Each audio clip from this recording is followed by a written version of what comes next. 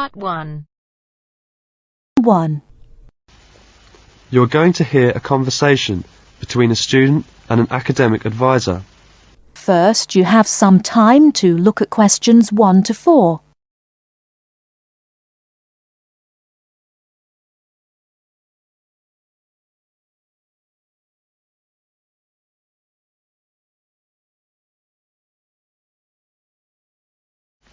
Hello there, you must be Jane. Please come in. My name is Mrs. Dunstan.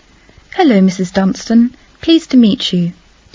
All right now, let's see. Now, you're interested in attending university in Canada, is that right? Yes, and I have a lot of questions to ask you. Okay, but before I begin to answer your questions, I need to ask you a few questions first. Now, your major is... Engineering. Mechanical engineering. Right, and where did you graduate? I graduated from the Beijing Institute of Machinery in July 1998. I completed my bachelor's degree. Okay, now, I'm assuming you'll want to continue studying in that field, am I right?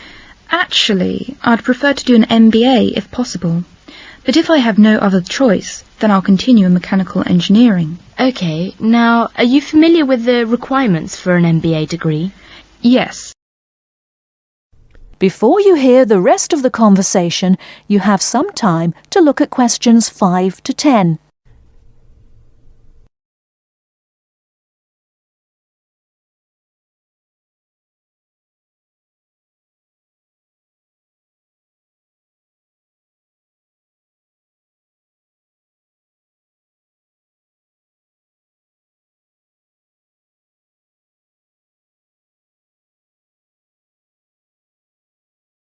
Now listen and answer questions 5 to 10. I think I need to do well on the GMAT, and I'll definitely need the TOEFL or IELTS, right? That's right, you'll need at least 600 on the TOEFL or 6.5 on IELTS. In addition, you need to have completed a bachelor's degree too. Did you take the GMAT yet? No, but I plan to take it in August. The requirements for a master's degree in engineering are a little different. You'll need to take the GRE and of course the TOEFL or IELTS. I see. And when do I start to apply? The best time to start the application process is in November or December of the year prior to your intended year of study. Application forms are usually available in September or October. Which schools in Canada offer the MBA degree? Of the approximately 50 universities in Canada, 20 offer an MBA. Here's a small booklet summarising Canadian university programmes. You'll find all the information on page 22. Great, thanks. And how about tuition and scholarships? Tuition for MBA programmes has been steadily increasing. Some universities now charge the full tuition, meaning that there is no government subsidy. Those universities cost about $10,000 per year, and it's a 2-year programme. Other universities are still government subsidised, so the tuition is only about $4,500 per year. In terms of scholarships, usually the top 5 students entering the MBA programme are given a generous scholarship. All other students have to pay the full fees. International students have to pay the full tuition, that's $10,000 per year. Oh, is it very difficult to get into an MBA programme? Yes, in fact, the competition is very strong. MBA graduates have a pretty easy time finding a job, so many students are eager to do the programme thinking it will guarantee them success in their careers. Well, it sure does sound like an excellent way to start a promising future. What is the school year like? Classes begin in September each year and finish before Christmas. They resume after New Year and finish at the end of April. And after April? Why, that's your summer holiday. Sounds great. I want to thank you, Mrs. Dunstan, for all your help. I really do appreciate it. You're very welcome. And if you have any other questions, please feel free to contact me. You know my number, right? I sure do. Thanks very much. Goodbye.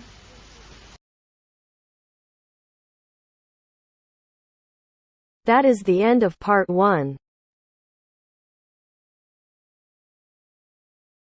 You now have half a minute to check your answers.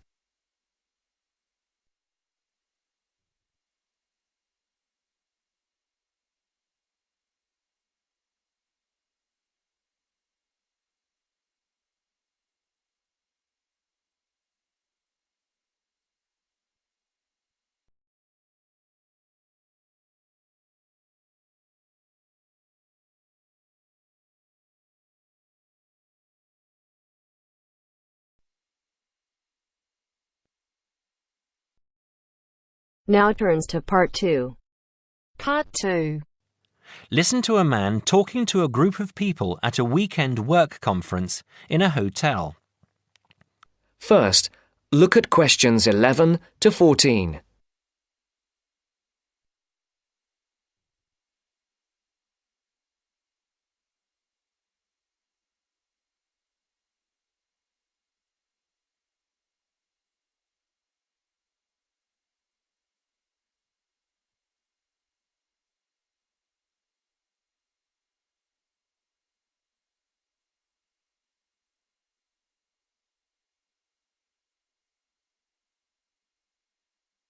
Listen carefully.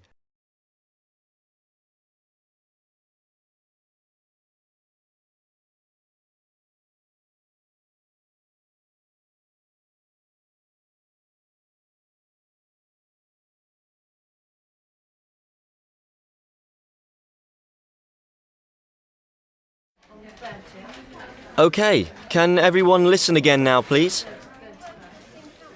Now you know how much of the weekend will be work and what some of the meetings and sessions are about, I'd like to tell you something about how you can spend some of the free time you have over the weekend, both inside the hotel and outside in the town centre. As I've said, you'll be free from around 5 today and on Saturday and from lunchtime on Sunday, and there's plenty to do. This is the first time we've had the conference at the Royal Spa Hotel, and I'm sure you'll agree it's a very nice place. Really, there's no need to leave the hotel at all if you don't want to, but I'm sure some of you will want to get out for a change of environment. OK, first, restaurants and bars. I'm sure you all saw that there was a bar near the entrance as you came into the hotel, but there are actually 2 more bars. One is also on the ground floor, behind the main restaurant, and the other is on the top floor. That one has a very nice terrace where you can sit outside and enjoy the view. That bar is for hotel guests only and is usually a bit quieter. As I say, the main restaurant is on the ground floor. We will have breakfast and lunch there, so you'll get to know it well. There is also a smaller restaurant for coffee, sandwiches and snacks on the 3rd floor, and that is also only for hotel guests. There is a gym and health club in the basement. The gym has a good range of equipment and is open from 7 a.m. I know some of you were talking about a swimming pool, but unfortunately there is no swimming pool. I will tell you where there is a pool close to the hotel in a moment.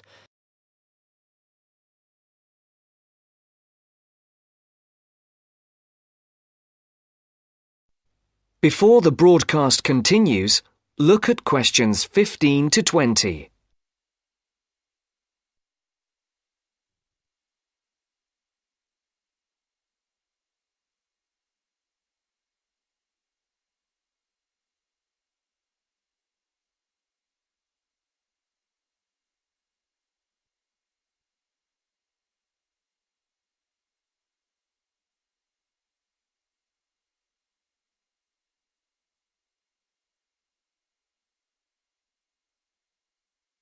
You will now listen to the second part of the talk.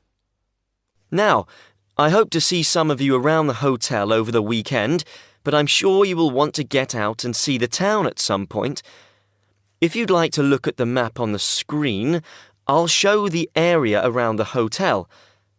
There is a map of the town centre in your welcome pack too. OK, you can see the hotel here, in the middle of the map, and the main entrance here at the top, in Carlisle Street. OK, that swimming pool I promised to tell you about is here, in Cromwell Road.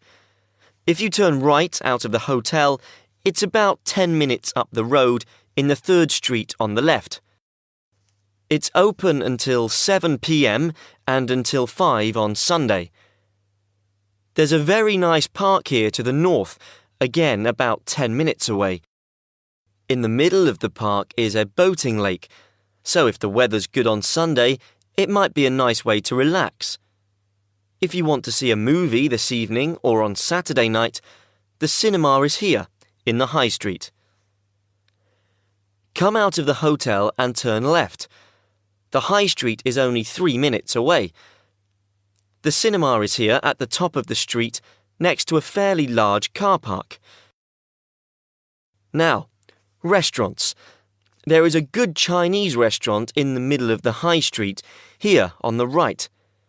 It's directly opposite the town hall. It's called the White Orchid. Another very nice restaurant is Leonardo's. It does Spanish and Mexican food. It's here, at the bottom of the high street. So, turn left at the end of Carlisle Street, walk down for 5 minutes, and you'll see it on the other side of the road. I went to Leonardo's last time I was here, so I can recommend it. Now, if anyone wants to see some live music, there is always a jazz band playing at the Pink Coconut. Yeah, that's right, the Pink Coconut. That's here, in a little street behind the hotel. The street name is not on the map, but it's easy to find. Turn right out of the main entrance, and then take the first right to go back round to the back of the hotel. So, I think that's everything. Please ask me if you have anything else.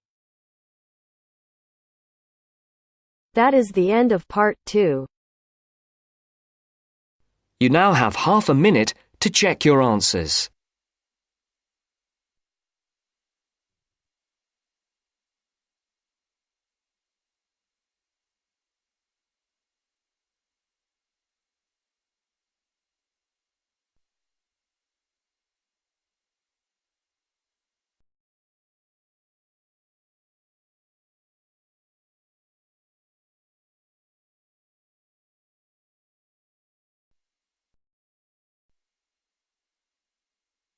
Now turns to part 3.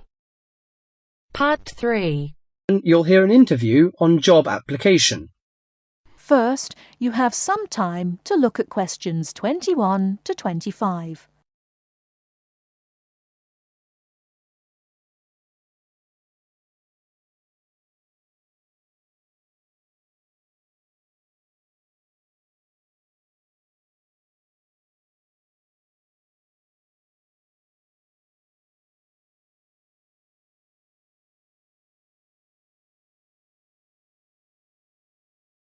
Now listen carefully and answer questions 21 to 25.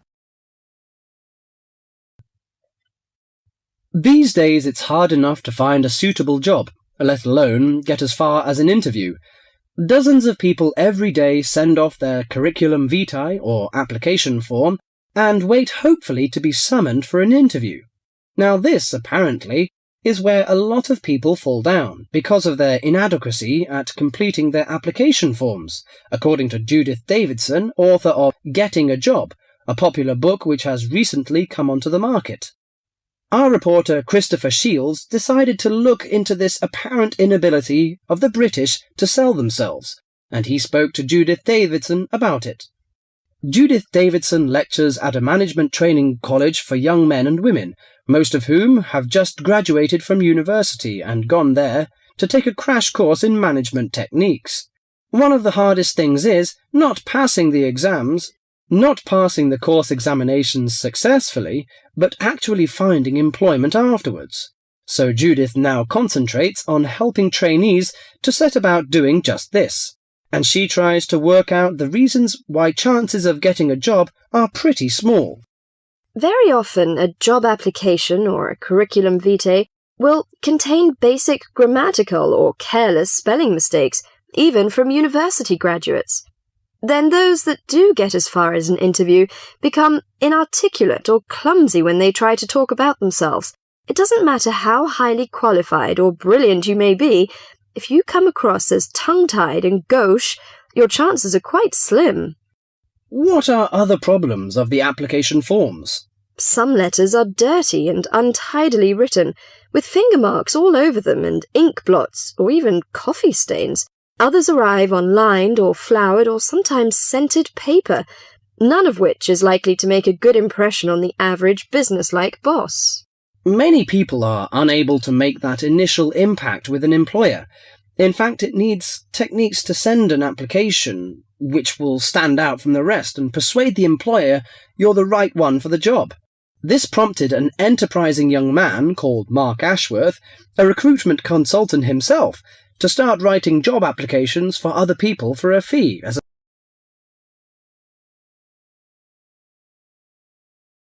Before you hear the rest of the talk, you have some time to look at questions 26 to 30.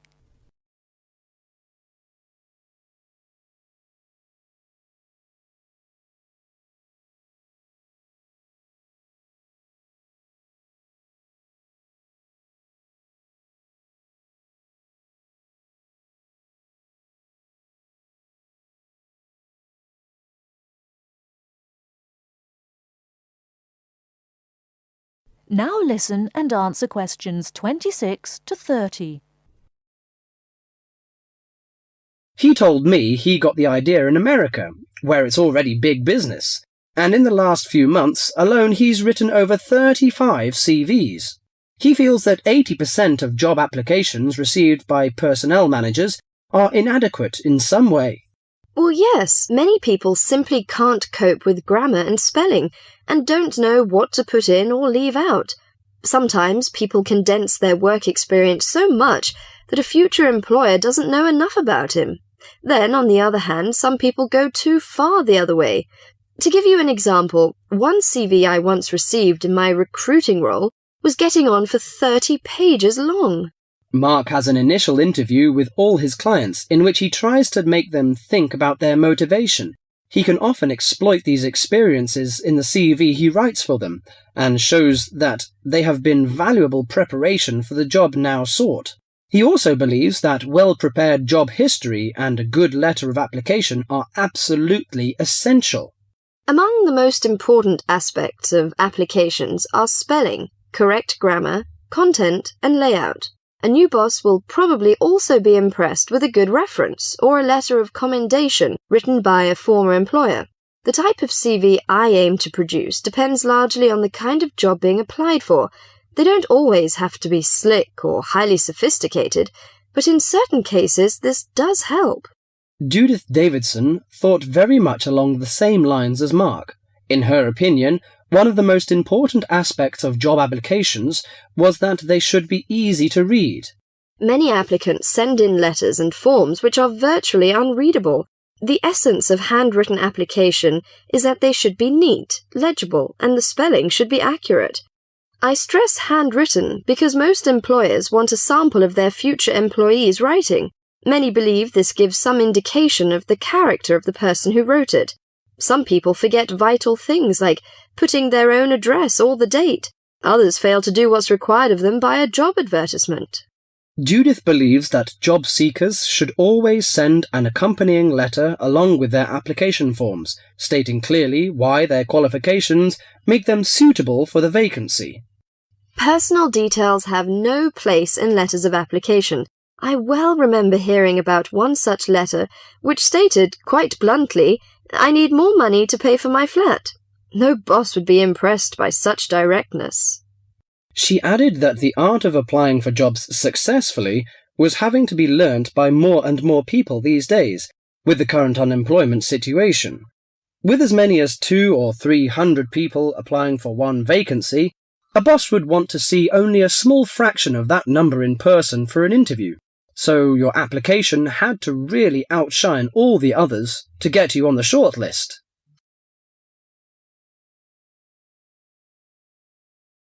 That is the end of part 3. You now have half a minute to check your answers.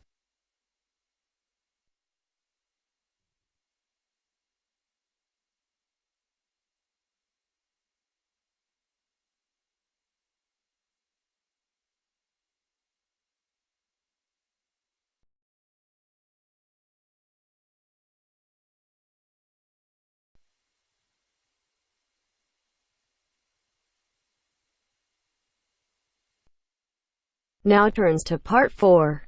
Part 4. You are going to hear a lecture about the geographic information about Australia. You now have some time to read questions 31 to 40.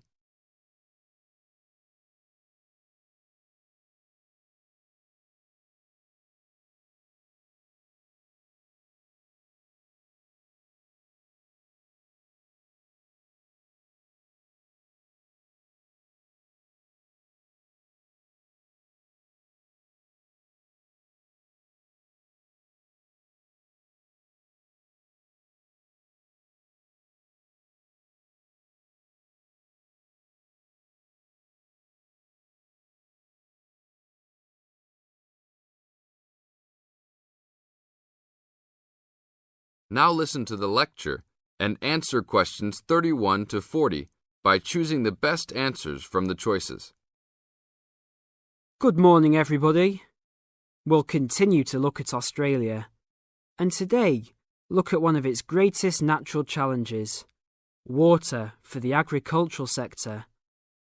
As the only nation to occupy an entire continent, Australia has a unique environment, with much of it very flat and dry. One notable feature of the Australian continent is that it is the lowest of the continents. The average elevation is less than 300 metres, compared with the world's mean of 700 metres, and its highest mountain is only 2,228 metres, so it is overall a very flat country. It is also dry. In fact, Australia is the driest, after Antarctica, of the continents. Yet Australia has extremes of climate and topography. There are rainforests and vast plains in the north, snowfields in the southeast, deserts in the centre, and fertile croplands in the east, south, and southwest. And Australia contains some of the wettest areas on Earth. In western Tasmania and on the northern Queensland coast, but half of the continent has an annual rainfall of less than 300 millimetres each year, and only 20% has more than 600 millimetres each year. A major problem is that the limited water resources do not match up with where water is consumed. The major water resources are in northern Australia and Tasmania, whereas most of the agriculture and people are in southeastern mainland Australia. The agricultural sector is the largest consumer of both self-extracted and main-supplied water, using over 70% of total net water consumption. Electricity and gas supply, and water, sewerage and drainage services use notable amounts of self-extracted water. However, net consumption in the household sector is the lowest, just 8% of total net water used. Australia's water use increased by 25% over the decade between the mid-1980s and mid-1990s. Much of this increase was due to irrigated agriculture, which, as noted earlier, accounts for over 70% of national water demand. Since the mid-1990s, the growth and profitability of irrigated agriculture has outstripped the dryland agriculture sector. Irrigated commodities contributed almost a third of total farm exports in the mid-1990s. The results of a special government report in 2000 showed that if today's water use arrangements continue, the water needs of the rural industries will outstrip water availability by about 2020. Irrigated agriculture, Australia's major water-using sector, would be seriously affected by the shortfall. And although groundwater underlies large areas of Australia, it accounts for only 4% of water use.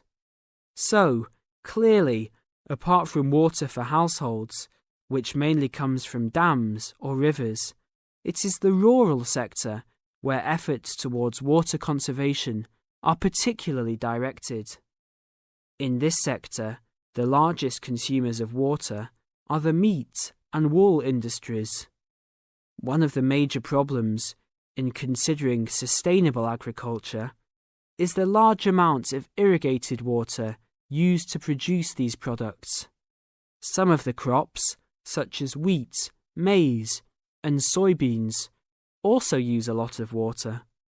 Furthermore, many crops are grown in dry areas, where up to half the available water evaporates from the soil surface or seeps down too low into the ground for the plant roots to reach it. Well, that's all we have time for this morning. You will be able to do further study on this topic in the library, and I have a handout here with references for those who want to come out to the front to collect it.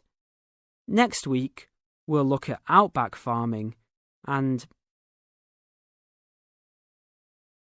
That is the end of part 4.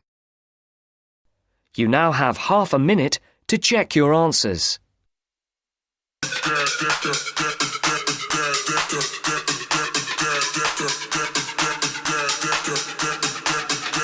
Yeah.